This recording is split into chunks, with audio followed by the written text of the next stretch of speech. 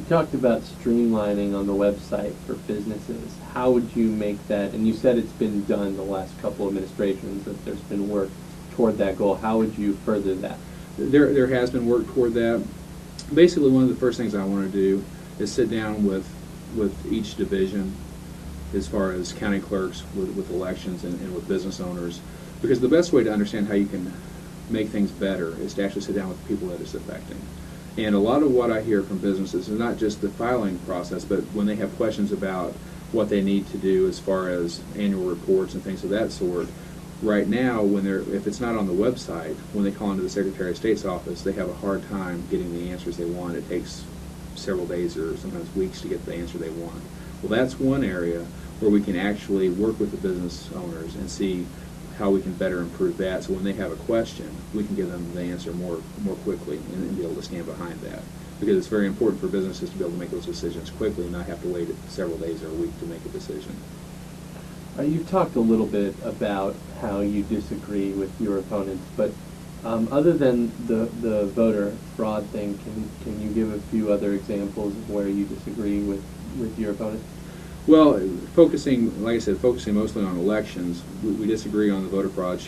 Robby Carnahan denies that there's a real issue with voter fraud in the state, and I think the fact that we've had ACORN members prosecuted for fraud shows that there is an issue or a potential for that to happen. Also, balloting, registration and things of that sort. My opponent wants to be able to have people vote by mail. Well, that creates another issue. If you don't have a photo ID and you can vote by mail, then that allows, for any reason, or absentee balloting for any reason or no reason at all, that basically opens up the doors for groups that want to commit fraud to be able to do that more readily, unless there are measures in place that reduce that. Right now we don't have that. That's why we have problems with absentee balloting, because we don't have the proper measures in place.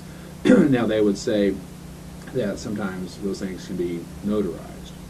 Well, to get to get your notary license, it takes us about a three-week process. You can do it online through the Secretary of State's website, and I'm sure 99.9% of our notaries are excellent and do exactly what they're supposed to.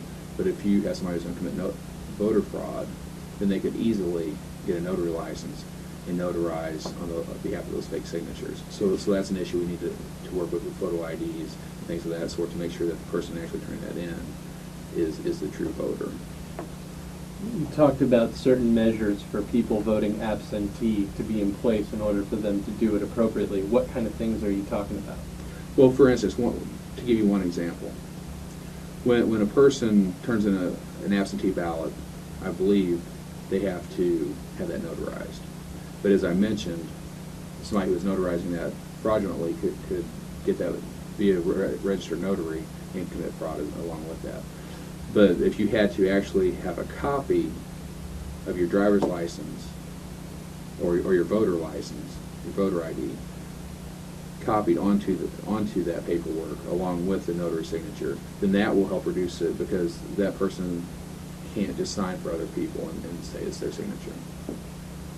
All right. Is there anything else I haven't asked you about that you'd like to discuss? Well, I just like to say that, as Secretary of State, I will be an on-hand Secretary of State. I will not just sit in Jefferson City. My goal is to go out into the counties and meet with leaders, county clerks, individuals, business owners, and leaders, and actually sit down and figure out how we can best serve them, because that's the best system. Because when you make decisions from an ivory tower or from Jeff City, a lot of times you really don't truly make the right decisions unless you have that on-hand, close understanding with what's going on out in the community.